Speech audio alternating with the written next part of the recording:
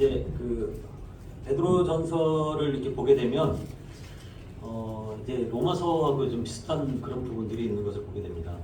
그리스도 안에서 그리고 은혜 그리고 의라는 그런 단어가 베드로전서에 이렇게 나타나고 있는 것을 보게 됩니다. 베드로전서의 저자는 그리스도의 피를 통해서 이제까지 헛된 행실에서 이제 구원받은 하나님의 자녀에 대해서 언급하고 있는 것을 보게 됩니다. 그래서 1장 19절에 보니까 흠없고 점없는 어린 양 같은 그리스도의 보배로운 피로 한 것이다 라고 이렇게 말씀하셨어요. 그것은 뭘 얘기했냐, 곧 유전된 망령된 행실에서 구원받은 것은 바로 그리스도의 보배로운 피로 말미암은 것이다 라고 얘기를 하면서 어떤 이 행실에 대한 구원, 그러니까 이것은 뭐냐면 전 인격을 얘기하는 것이죠, 그죠? 전 인격이 하나님 앞에서 구원받은 얘기를 하고 있는데, 그것은 뭐냐면 예수 그리스도의 보배로운 피로 말미암은 것이다 라고 이렇게 얘기를 하고 있어요. 그래서 이 보배로운 피로 말미암아 구원받은 자를 뭐라고 얘기하고 있냐? 하나님의 자녀라고 얘기를 하고 있죠. 자, 그런데 사도행전에 보면 사도행전 11장의 25절하고 26절에 보면 이제 그 사람들이 이제 어떤 얘기로 다른 사람들에게 불러졌는가 이렇게 보게 되면 이제 안디옥 교회에서 이제 그 하나님을 아는, 하나님을 경외하는 그리고 예수 그리스도의 피로 말미암아서 구원받은 자들에 대해서 다른 사람들이 어떻게 얘기를 하냐면 그리스도인이다 라고 이렇게 얘기하고 있는 것을 보게 됩니다. 그로부터 많은 사람들이 예수 그리스도의 피로 말미암아 행실에서 구원받은 자, 구속받은 자를 뭐라고 얘기하고 있냐면 그리스도인이다 라고 얘기를 하고 있어요. 그래서 성경에 보면 이 그리스도인에 대해서 여러 가지 얘기를 하고 있어요. 자, 특히 이제 그리스도인 하면 그리스도를 믿는 사람들이잖아요, 그죠? 근데 더 구체적으로 얘기하면 그리스도의 피로 말미암아 구속함을 받은 자라고 얘기할 수 있어요. 자, 그래서 이 구속함을 받은 자를 높여서 부르는 말이 뭐냐면 성도라고 이렇게 얘기하고 있습니다. 성도는 뭘까요? 예, 거룩한 무리들, 거룩한 사람들. 그전에는 그렇게 하지 않았어요. 그전에는 거룩하지 않았어요. 행실과 그 인격 모든 것이 다 거룩하지 않았어요. 그런데 이제 그래서 피로 말미암아서 거룩하게 되었다라고 얘기를 하고 있는 것을 보게 됩니다. 그리고 또 바울은 얘기하기를 새 한 사람이라고 이렇게 표현도 하기도 하고요. 또 거듭난 사람. 또 오늘 이제 여기 보면 베드로전서 1장 1절에 보면 어떻게 표현하고 있냐면 나그네라고 이렇게 표현하고 있는 것을 보게 됩니다. 자, 이제 이 나그네라는 이 말을 이제 주목해 보시길 바랍니다. 이 그리스도인들은 어떤 정체성을 갖고 있는지를 베드로전서에서는 두 가지를 얘기하고 있는 것을 보게 됩니다. 곧 나그네로서의 정체성과 그리고 이제 어떻게 얘기를 하고 있냐면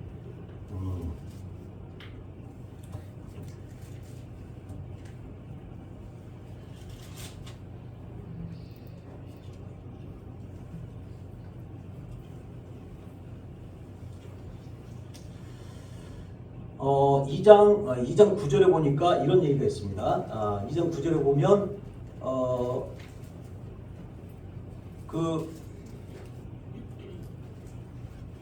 거룩한 나라의 소유된 백성이라는 그런 얘기가 있습니다.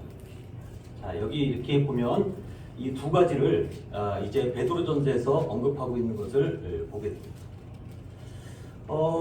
이 나그네라는 것은 어떤 얘기일까요? 나그네를 이제 자세히 이제 얘기를 이제 들어보게 되면 나그네는 사실 이제 어떤 뭐 좋은 얘기는 아니죠, 그죠? 나그네라고 이렇게 생각하면 일단 생각하는 것이 이제 고달픈 인생 이렇게 생각할 수가 있겠죠. 그리고 이 나그네 길을 가게 되면 힘들다라는 그런 느낌을 받을 수 있습니다. 그리고 편히 쉴 곳이 없다. 그리고 어느 동네에 가면 외진 취급을 받죠. 그리고 심지어는 왕따를 당하기도 합니다. 그리고 더 크게는 뭐냐면 이 나그네는 심한 오해의 대상이 되기도 합니다. 그래서 이 첫 번째 나그네로서의 정체성은 나그네로 살아가는 그리스도인의 고난의 운명이다라고 이렇게 얘기할 수 있는 것을 보게 됩니다. 자, 그래서 여기 보면 이제 1절에 보면 이방 세계에서 흩어져서 살고 있는 나그네로 살아가고 있는 그리스도인들에게 겪는 이 고난의 문제에 대해서 이제 베드로전서는 계속적으로 얘기하고 있는 것을 보게 됩니다. 2장 12절에 보면 어떤 얘기가 나오냐면 너희가 이방인 중에서 행실을 선하게 가져서 오히려 너희를 악행한다고 비판하는 그런 현상이 일어나는 것을 보게 됩니다. 그리스도인들에 대해서 과격한 세상 사람들이 비방하는 그런 내용들이 이제 나오게 되는 것을 보게 됩니다. 그리고 3장 14절에 보니까 의를 위하여 이 사람들은 고난을 받고 있다라고 그렇게 얘기하고 있는 것을 보게 됩니다. 그리고 4장 14절에 보니까 그리스도의 이름으로 욕함을 받은 자라고 이렇게 표현하고 있는 것을 보게 됩니다. 그리고 4장 16절에 보면 그리스도인으로서 고난을 받은 즉 이렇게 얘기하면서 그 시대에 나그네로 사는 이 그리스도인들이 얼마나 어려운 상황에 처해 있는가를 이렇게 보게 되는 것을 보게 됩니다. 자, 여기서 고난이란 말이 계속적으로 나오게 되고 그 부분에 대해서 계속적으로 언급하고 있는 것이 바로 베드로전서의 얘기인 것을 보게 됩니다. 자, 이 고난은 그리스도인들이 어떤 잘못을 범함으로 받은 그런 고난이 아니라 그리스도 때문에 감당해야만 되는 그런 고난인 것을 보게 됩니다. 자, 우리가 알고 있는 이 나그네가 어느 다른 동네 가면 이방인이잖아요, 그죠? 그 이방인이 그 사회에서 살아간다고 생각을 해봅시다. 자, 그러면 어떻게 될까요? 굉장히 어려운 상황이 한동안은 지속이 될 것입니다.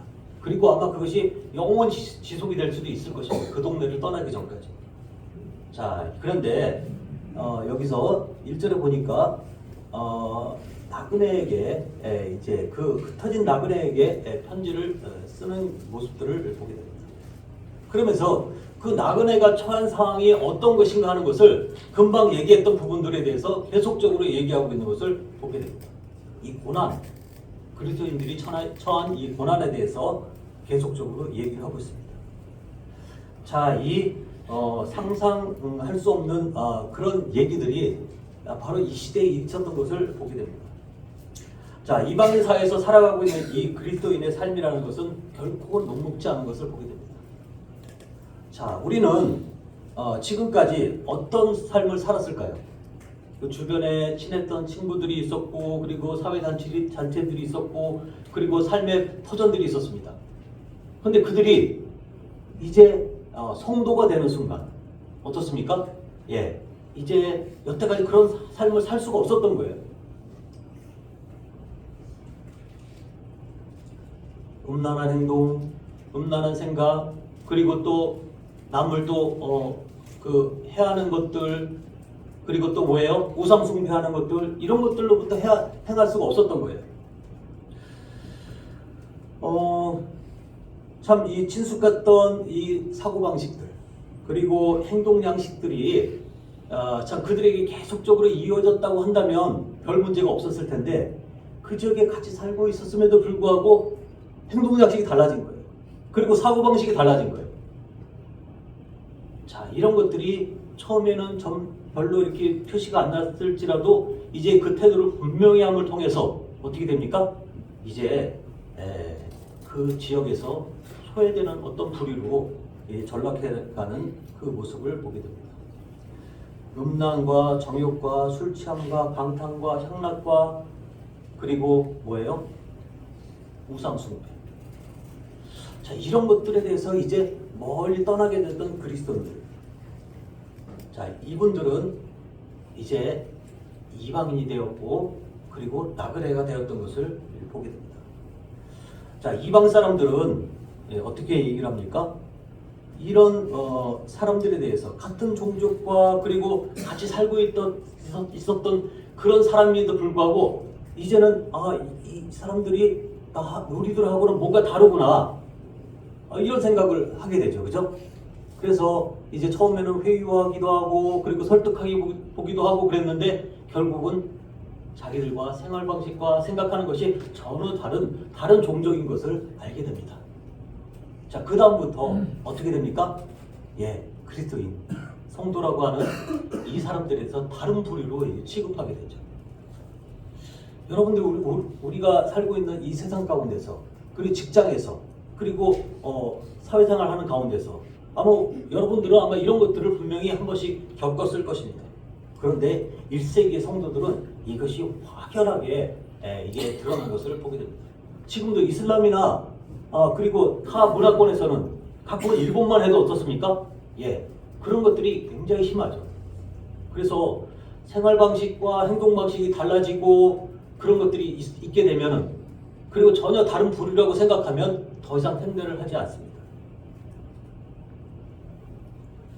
자, 이런 부분들에 대해서 이제 베드로전서는 이 저자는 계속적으로 얘기를 하고 있습니다. 자, 이방 사람들로부터 의혹과 비방을 받았다라고 4장 3절부터 4절까지 이렇게 얘기하고 있는 것을 보게 됩니다. 이러므로 너희가 저희와 함께 극한 방탕에 다름질하지 아니하는 것을 저희가 이상히 여겨서 비방하였다라고 얘기를 하고 있는 것입니다. 자, 우리는 주일학교 때까지 그리고 학생부까지 잘 자랐던 친구들이 이제 대학을 갑니다. 그죠? 대학을 가서 이제 뭔가 꿈에 부풀어서 대학생활을 시작을 하는데 제일 먼저 부딪히는 것이 뭐예요? 오리엔테이션, 그죠? 오리엔테이션 하면 뭐가 등장합니까? 제일 먼저 등장하는 것이 이런 큰 컵에다가 엄청나게 술을 많이 따라가지고 먹으라고 한다든가, 그런 것부터 벌써 이렇게 충격이 옵니다. 그리고 또 어떻습니까? 조금 지나게 되면 저 친구가 친한 친구인데 사람이 괜찮아요. 근데 경제적인 이유로 또 다른 이유로 혼인하지 않고 동거를 합니다. 그리고 어떤 때는 또 어떠냐면 남자들이나 여자들이나 똑같이 그때까지 처녀성을 갖고 있으면 천연 기념물이다 이렇게 생각을 하고 그렇게 막 놀려대기도 해요. 여러분들, 이런 것이 대학 문화에서만 있었을까요? 사회생활에서도 이런 것들이 분명하게 아주 드러나 있는 것을 보게 됩니다. 자, 이렇게 됐을 때 어떻습니까? 그렇게 된 사람들을 막 비방합니다. 넌 아직도 그래? 너는 뭐야? 그리고 정말 선한 동기로 행하던 그런 모습들을 오히려 질시하고 이렇게 함부로 대하는 모습들을 보게 됩니다. 자, 이로 인해서 그 당시에 그리스도인들은 어려운 상황에 처해 있는 것을 보게 됩니다. 그리고 여러모로 고난을 겪게 되었고요. 악행하는 자라는 그런 비방을 받았던 것이 사실인 것을 보게 됩니다. 성경은 이런 부분에 대해서 계속적으로 얘기를 하고 있어요. 베드로전서 2장 12절에 보면 어떻게 얘기하고 있나요? 이제 너희가 이제 여러 가지 시험을 인해서 잠깐 근심하게 되지 않을 수 없으나, 이 잠깐 근심이 이 잠깐 근심이 사실 잠깐 근심이 아니죠, 그죠? 그 사회에 있을 때 그때 사람들의 관계 속에서 이런 이 근심은 엄청난 스트레스인 것을 보게 됩니다. 2장 7절에 보면 믿음의 시련에 대해서 얘기를 하고 있습니다. 믿음의 시련이 불로 연단하여도 이렇게 얘기를 하면서 믿음의 시련에 대해서 얘기를 하고 있는 것을 보게 됩니다. 이 시련은 뭘까요? 그것은 그리스도인이기 때문에, 예수님을 믿기 때문에, 그리고 거듭난 그리스도인이기 때문에, 성도이기 때문에 겪어야 되는 그런 일들인 것을 보게 됩니다. 자, 이 믿음의 시련, 이런 부분들을 계속적으로 이제 베드로 전서의 저자는 얘기하고 있는 것을 보게 됩니다. 자, 선을 행하다가 부당하게 마치 주인으로부터 이제 아무런 그 이유 없이 당하는, 기분 나쁘다고 하는, 그리고 어떤 행동이 그냥 눈에 가시가 차서 그 주인이 아무것도 잘못이 없는 그 하인을 막 억압하고 막 욕을 해대고 막 그런 것처럼 그 당시에 그리스도인들이 그런 취급을 받았던 것을 보게 됩니다. 이것이 바로 고난이라고 얘기하고 있습니다. 자, 그리고 또 그리스도의 이름 때문에 치욕을 받았습니다. 너희가 그리스도의 이름으로 욕을 받으면이라고 하는 이 얘기를 봤을 때 그리스도를 믿고 있는다는, 예수님을 따라간다는 그 하나로 바로 욕을 당하고 있는 것을 보게 됩니다. 그래서 이제 4장 16절에 보니까 그리스도인으로서 고난을 받을지라고 그렇게 얘기하고 있는 것을 보게 됩니다. 자, 그리스도인들이 당하는 이 박해와 불법. 자, 이것을 이제 저자는 뭐라고 얘기하고 있냐? 뭐라고 얘기하고 있을까요? 네, 4장 12절을 잠깐 볼까요?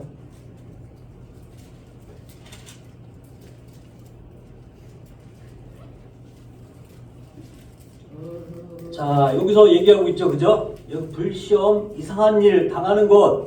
자, 이것을 뭐라고 얘기하고 있나요? 자, 13절에 보니까 그리스도의 고난에 대해서 얘기를 하고 있습니다. 자, 이것을 뭐라고 얘기하고 있나요? 여기서 12절과 13절에 보니까 사랑하는 자들아 너희를 연단하고 라는 그런 얘기가 있습니다. 야, 여기에 보면은 이런 불시험과 그리고 고난, 그리고 이상한 일 당하는 것, 이것을 하나님 편에서는 왜 이런 일을 주셨을까? 그죠? 예, 우리를 연단하기 위해서 이 일을 주셨던 것을 보게 됩니다. 그리스도인들이 당하는 이 시련은 바로 연단인 것을 보게 됩니다. 그리스도인들이 당하는 이 고난은 하나님이 우리에게 허락된 일종의 시험인 것을 보게 됩니다. 이것을 얘기를 들으면서 어떤 생각이 드냐면 아브라함의 시련에 대해서 생각이 나나요? 창세기 22장에 보면 갑자기 하나님이 여태가 인자하시고 그들을 위해서 모든 것을 다 주셨잖아요. 아들까지 주셨잖아요. 근데 갑자기 그 아들을 바치라고 했잖아요. 여러분들 입장을 바꿔놓고 생각을 해보세요. 하나님 그렇게 인자하시고 모든 것을 다 해주시고 그리고 모든 것을 다 주시겠다고, 그리고 복의 근원이 되게 해주시겠다고 하는 그 하나님께서 그 복의 근원이 되는 아들을 주셨고 그 다음에 어떻게 했냐면 그 아들을 바치라 그랬어요. 자, 아브라함에게는 이게 시련이에요. 창세기 22장에 아브라함이 뭐 잘못했습니까? 범죄했습니까? 아니죠, 그죠? 근데도 이 시련이 아브라함에게 있었던 것을 보게 됩니다. 그래서 여기 보면 제가 원어를 찾아보니까 여기에 나오는 그 연단이라는 단어하고 히브리어의 나사라고 하는 단어가 같은 뜻을 갖고 있는 것을 보게 돼요. 자, 그래서 이것을 이제 뜻을 보게 되면 어떠냐면 어떤 사람이나 물건의 질을 테스트하는 거예요. 어떤 사람이나 물건의 질을 어떤 고난이나 역경을 통해서 시험하는 거예요. 과연 그 사람이나 그 물건이 그 품질을 유지하고 있느냐, 정말 그 품질을 갖고 있느냐를 생각하고 이제 그것을 시험 테스트하는 거예요. 자, 아브라함은 어땠을까요? 시험에 아주 주님이 하시는 시험에 잘 통과했어요. 자, 그것은 뭘 얘기하고 있냐면 아브라함이 여태껏 갖고 있는 그 믿음, 솔직히 아브라함이 갖고 있었던 믿음이라는 것을 계속적으로 얘기하고 있지만 하나님께서 인정해 주셨지만 사실은 그 믿음이 증명된 적은 없었거든요. 그냥 끝까지 그냥 갖고 있었던 거예요. 여기 좀 꺼주실래요? 너무 더운 것 같아요. 네. 그런데 그런데 어디에서 그의 믿음이 증명됐을까요? 예, 바로 모리아산에서 증명이 됐던 것을 보게 됩니다. 자, 우리에게 이제 그 그리스도인들에게 오는 이 시험은 피할 것이 아니라는 것이죠. 이것은 우리가 그대로 받아들여야 될 것이고, 그리고 이 시험은 우리가 견뎌야 될 것이라는 것을 보게 됩니다. 우리가 종종 거듭난 사람은 시험이 없다고 생각할 수도 있어요. 왜 그러냐면 하나님이 지켜주시기 때문에. 그리고 마지막 날에 어떻습니까? 예, 우리가 환난을 당하지 않기 때문에 시험이 없다고 생각할 수도 있어요. 근데 성경을 보면 안 그래요. 성경은 우리에게, 그리스도인들에게 시험이 있다고 얘기를 하고 있습니다. 환난이 있다고 얘기하고 있어요. 이것은 그리스도인이기 때문에 환난이 있는 것입니다. 왜 그럴까요? 그것은 아주 중요한 의미가 있습니다. 자, 일종의 허락한 이 시험은 우리에게 커다란 축복인 것을 보게 됩니다. 예수 그리스도의 부활로 마련된 구원의 확신을 가진 그리스도인들. 그리스도인들이 겪은 고난이 이 이방 세계에 살면서 어떻게 보면 이 과정이 예수님을 닮아가는 과정이라고 이렇게 얘기할 수 있는 것을 보게 됩니다. 베드로전서 1장 6절, 이제 성경을 좀 찾아보겠습니다. 같이 좀 한번 찾아보면 좋을 것 같아요. 1장 6절 한번 찾아보겠습니다. 1장 6절 뭐라고 얘기하고 있나요? 여러 가지 시험으로 말미암아 잠깐 근심하게 되지 않을 수 없으나 뭐라 그랬어요? 오히려 기뻐하라고 얘기하고 있는 것을 보게 됩니다. 왜 기뻐하라고 얘기했을까요? 왜 기뻐하라고 얘기했을까요? 이것은 기뻐할 일이 아니잖아요. 그죠? 근데 왜 기뻐하라고 얘기했을까요? 바로 그 고난은 그리스도의 고난과 너무나 닮아있기 때문에 그렇습니다. 그리스도인들이 당하는 이 고난은 어쩌면 예수님이 당했던 그 고난과 너무나 닮아 있었어요. 4장 13절을 한번 봅시다. 4장 13절.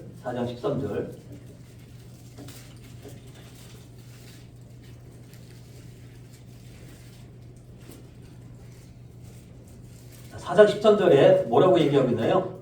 오직 너희가 그리스도의 고난에 참여하는 것으로 즐거워하라.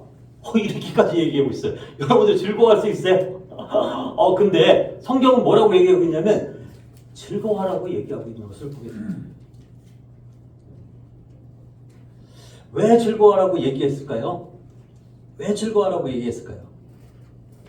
그 당시의 고난은 힘들고 어렵고 정말 견디기 어렵지만은 뭘 보고 이것을 즐거워하라고 얘기했을까요? 뭘 보고? 그의 영광이 나타나실 때,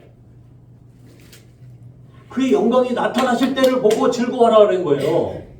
여러분들 있잖아요. 우리가 고난과 이 힘든 것들, 시험이 당했을 때 뭐라고 했어요? 이것이 예수님을 닮아가는 과정이라고 그랬죠. 그죠? 예. 그러면 이것을 이겨나갈 수 있는 힘은 어디에서 올까요?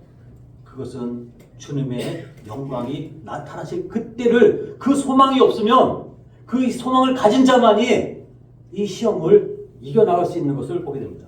혹시 내 마음 가운데 그 주님의 영광이 나타날 그 소망이 내게 있다면 이것은 이 시험을 능히 헤쳐나갈 수 있는 힘이 우리에게 있는 것을 보게 됩니다. 우리가 그때를 바라보면서 즐거워해야 되는 것입니다. 자, 이 즐거움은 바로 이런 그 위험한 것들, 그리고 또 우리에게 그 어려움을 주는 것들, 이런 것들을 인내하게 하는 그런 원동력인 것을 보게 됩니다. 자, 이것은 어떻게 보면 예수님을 닮아가는 사람의 축복인 것을 보게 됩니다. 그리스도인들은 이 고난을 통해서 예수님을 닮아간다는 것을 기억해야 될 것입니다. 그리고 이제 그것이 지나게 되면 어떻습니까? 그리스도의 영광에 같이 참여할 수 있음을 보게 됩니다. 자, 1장 11절에 한번 보도록 하겠습니다. 1장 11절에 어떻게 나오고 있나요? 자, 자기 속에 계신 그리스도의 영이 그 받으실 고난과 후에 받으실 영광을 미리 증언하여 누구를 또는 어떠한 때를 지시하는지 상고하는지라. 자, 여기서 그리스도의 영이 미리 증거하는 것을 얘기를 하고 있죠, 그죠? 그리스도의 영이 미리 증거하는데 어떤 것을 증거하고 있나요? 자, 성경을 보세요. 성경을 보시면 어떤 것을 증거하고 있나요?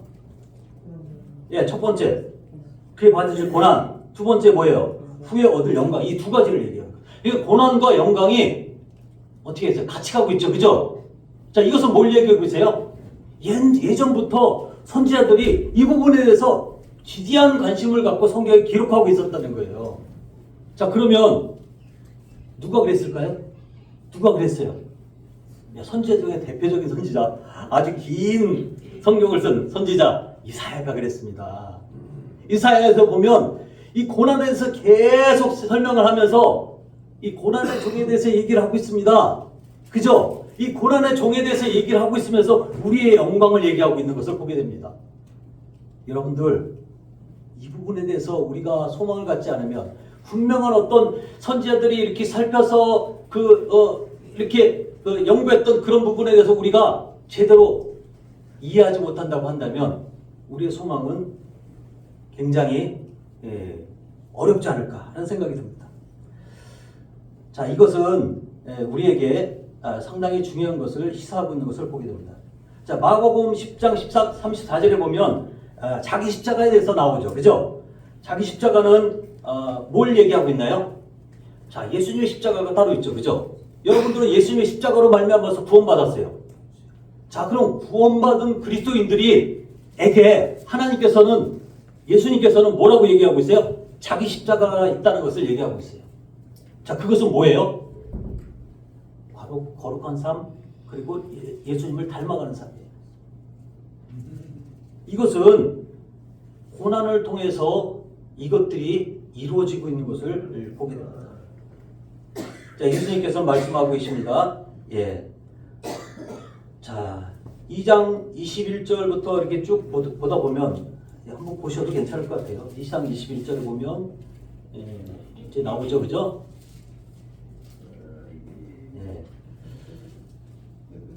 고난에 대해서 그 앞에 나오잖아요, 그죠? 앞에서 쭉 이렇게 나옵니다. 그리고 나서 뭐라 그러면 이를 위하여 너희가 부르심을 받았으나 그리스도를 위하여 고난을 받으사 너에게 본을 끼쳐 그 자취를 따라오게 하려 하셨느니라 라고 얘기하고 있는 것을 보게 됩니다.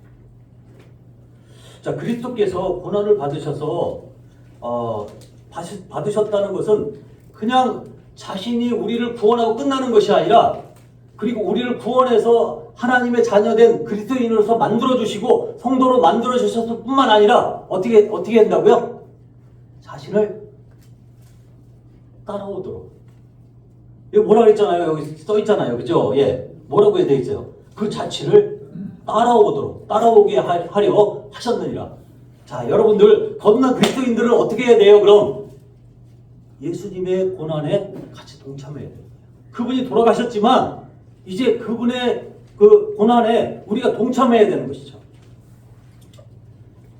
그분은 어떤 분이십니까? 죄를 범치 아니하시고 그 입에 괴사도 없으시고 또 욕을 받으셨지만 욕하지 아니하시고 고난을 받으시되 위협하지 아니하시고 오직 공의로 심판하시는 하나님께 부탁하셨습니다.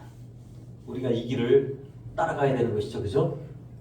자, 친히 나무에 달려 그 몸으로 우리 죄를 담당하셨더니 이는 우리로 죄에 대하여 죽고 의에 대해서 살게 하려 함이라. 이 죽은 것과 그리고 분명히 산 것에 대해서 얘기를 하고 있는데 우리는 의에 대해서 살았다는 것을 이제 성경은 선포하고 있는 것입니다. 자, 여기서 그리스도의 종에 대해서 좀 전에 얘기하고 있었던 이사야 53장을 통해서 나타나고 있는 이 그분이 바로 어떤 분인가 하는 것을 생각을 해보면서 그분을 따라가는 것은 바로 제자로서의 삶, 그리스도인의 삶인 것을 보게 됩니다. 고난받은 그리스도와 그리고 고난받은 그리스도인 너무나 유사하지 않습니까? 자, 이것을 통해서 어떻게 되냐? 이것을 통해서 우리의 믿음이 어떤 믿음인가 하는 것을 증명하게 되는 것이에요. 예. 그러니까 고난이라는 것은 어떻게 보면 굉장히 우리한테 소중한 것이죠. 그리고 이것을 이겨나가야 되는 것이, 견뎌나가야 되는 것이. 그리고 마침내 우리에게 그분이 영광 가운데 우리에게 영광을 주실 것입니다. 자, 베드로전서는 이제 우리에게 놀라운 은총을 말하고 있습니다. 자, 두 번째로서 베드로의 저자는 거룩한 나라의 백성으로서의 정체성에 대해서 얘기하고 있는 것을 보게 됩니다. 예수님을 믿는 이방인 그리스도인을 가리켜서 이제 성경은 뭐라고 얘기하고 있나요? 2장 9절에 보니까 택하신 족속이라고 얘기하고 있어요. 그리고 왕같은 제사장이라고 얘기하고 있어요. 그리고 거룩한 백성이라고 이렇게 부르고 있는 것을 보게 됩니다. 베드로 전서에서 하나님의 은혜, 긍휼, 죽음과 부활 이런 것들을 통해서 이 하나님의 구원이 모든 사람들에게 열려 있는 것을 얘기하고 있는 것을 보게 됩니다. 이제 하나님의 새로운 백성이 된 그리스도인들은 행실에서 거룩한 자가 되어야 된다고 이제 계속적으로 얘기하고 있는 것을 보게 됩니다. 자, 이 사실은 우리가 반드시 기억해야 될 것입니다. 1장 15절입니다. 1장 15절. 자, 금방 읽었던 얘기죠, 그죠? 예. 오직 너희를 부르신 거룩한 이처럼 너희도 모든 행실에서 거룩한 자가 되라. 이 거룩이라는 것이 무엇일까요? 분리를 얘기하고 있잖아요, 그죠? 세상과 분리를 얘기하고 있어요. 그 뭐냐면 너는 하나님의 사람이다. 너는 예수님의 사람이다. 그런 거예요. 예. 단순하게 그 지역 사람이 아니라 우리는 그 지역에 살고 있다가 거듭나는 그 순간부터 나그네가 된 것이고 그 다음에 진정한 하나님의 사람이 된 것이에요. 그래서 동네에서 이 신앙 문제로 그리고 그 선한 행실의 문제로 그리고 예수를 믿는다고 하는 그런 문제로 갈등을 겪을 수가 있겠죠, 그죠? 예. 그래서 여러분들은 그것 때문에 왕따를 당할 수가 있어요. 저와 여러분들 마찬가지로. 이 문제는 학교에서도 일어나고요. 그리고 성인이 되는 대학생들에게 일어나고요. 그 다음에 직장에서 일어나고 어디에서든지 일어날 수 있어요. 왜 그러냐면 이 세상 가운데서 우리는 거룩한 자이기 때문에 하나님의 자녀이기 때문에 그렇습니다. 자, 그런데 섞여 살라고 그랬어요? 아니면 거룩한 자처럼 그렇게 살라고 그랬어요? 네, 거룩한 자처럼 살라고 그랬어요. 하나님처럼 그렇게 행동하는 소리예요. 하나님과 함께 살라는 소리예요. 예수님을 닮아가는 그런 삶을 살라는 소리예요. 자, 베드로전서는 침례받은 자로서 그리스도인은 세상과 환난에서 벗어난 자가 아닙니다. 그것은 이 환난을 극복할 수 있는 능력을 소유한 자예요. 우리가 이 환난을 극복할 수 있는 능력이 어디서 나오나요? 우리에게서는 절대 없죠, 그죠? 누구한테 나오나요? 내 안에 계신 그리스도로부터 나오게 될 것이죠. 내 안에 그리스도가 없으면 우리는 이런 삶을 살 수가 없어요. 침례를 통해서 새롭게 거듭난 그리스도인들은 세상과 구별된 자이기 때문에 구별된 그리스도인의 존재는 주변 세상의 박해에 노출될 수밖에 없는 거예요. 세상의 풍속을 따라 살지 않으므로 어떻습니까? 주변 사람들로부터 비방을 받게 돼요. 너는 왜 그렇게 안 하냐? 빛이 어둠에 있으면 어둠은 싫어하는 거예요. 그래서 빛이 탁 드러나게 되면 어두움은 빛을 공격해요. 결국은 쫓겨나게 되지만 싫어하는 거예요. 그것이 우리의 모든 그리스도인의 삶 가운데서 나타나고 있는 현상인 것을 보게 됩니다. 자, 이제 우리는 2024년을 맞이했습니다. 마무리하고 있는 중입니다. 그리고 2025년을 맞이할 준비를 하게 됩니다. 여러분들이 이제 2024년을 생각하면서 혹시 내가 그런 상황에 처해 있었던 적이 있는가? 이런 생각을 해볼 필요성이 있어요. 그리고 2025년도에는 우리가 정말 예수님 닮은 삶을 살기를 원하고 거룩한 삶을 살기를 원한다면, 그리고 진정한 그리스도인처럼 살기를 원한다면 우리에게 아마 이런 일들이 일어날 거예요. 자, 우리는 교단에 속해 있지 않아요. 그렇기 때문에 어떻습니까? 오해를 할 수가 있어요. 성경은 교단에서 얘기를 하고 있나요? 안 하고 있죠. 그죠? 성경에서 말하고 있는 교단은 없습니다. 자, 그런데도 불구하고 우리는 그것 때문에 오해를 살 수가 있습니다. 머리에 너울을 쓰므를 통해서 어떻습니까? 이단 취급을 받을 수 있어요. 여러분들, 이 머리에 너울 쓰는 의미를 제대로 아는 사람은 쓰게 돼 있습니다. 근데 밖에서 이렇게 딱 들어와서 이걸 딱 보고서 잘 모르는 사람은 어떻습니까? 천주교야 뭐야 이렇게 생각할 수도 있어요. 잘 모르니까 어떻습니까? 오해를 사요. 자, 그리고 문자적으로 성경을 해석한다고 해서 근본주의자라고 얘기를 하고 있어요. 물수분자, 그리고 사회 부적응자. 어떻게 말씀을 그렇게 성경을 그렇게 해석해? 얼마든지 세상 비슷하게 해석하는 사람도 얼마든지 많은데 왜 너네들만 왜 그렇게 해야 돼? 이러면서 우리를 비방하고 억압하려고 하는 사람들이 생길 수 있습니다. 그리고 매주 나누는 송만찬을 통해서 우리는 어떻습니까? 소중하게 여기죠. 그죠? 근데 너무 과도하다고. 아이 뭐 1년에 몇 번 하면 됐지. 부활절, 그리고 성탄절 이때 하면 됐지. 뭘 매주 해? 번거롭게. 이렇게 생각하는 사람들 어떻습니까? 예. 로마 시대 때는 어떠냐면 요한복음 6장에 보면은 피를 마시고 살을 먹고 하는 이런 표현들 있잖아요. 실제적으로 이런 표현들이 이제 같이 말씀이 이제 낭송되고 그러니까 로마인들은 비밀스럽게 모이니까 우리 그리스도인들이 비밀스럽게 모이니까 모여가지고 그 조그만 공간에서 피를 내가지고 사람을 이렇게 해서 피를 마신다고 생각했어요. 그리고 그 사람 고기를 먹는 식인종이라고 생각을 하는 사람들도 있었어요. 그래가지고 이것이 소문이 퍼져가지고 어떠냐면 굉장히 부도덕하고 아주 몹쓸 사람들 이렇게 소문내서 한동안 그 이유가 그 일들이 박해의 한 원인이 됐었어요. 이런 것들이 어떻습니까? 예, 오해로부터 시작이 된 거죠. 그죠?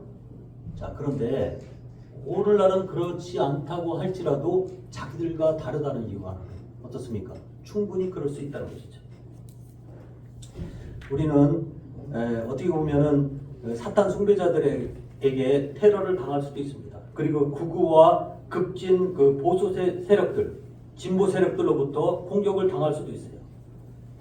나는 보수라고 하는데 그들은 나를 다르게 볼 수도 있어요. 나는 진보라고 하는데 그들은 나를 다르게 볼 수 있어요. 여러분들, 우리는 어떻습니까? 예, 우리는 그리스도인이에요. 우리는 보수도 아니고 진보도 아니고 그리스도인이에요. 하나님 보내주신 거룩한 성도예요. 그분이 핏값으로 산 거룩한 성도인 것을 이제 베드로전서는 누누이 강조하고 있는 것을 보게 됩니다. 그리고 그들에게 나타날 수 있는 이 세상의 현상들, 이것들을 통해서 이제 우리가 서로에게 격려받아야 될 그런 필요성들을 계속적으로 얘기하고 있는 것을 보게 됩니다.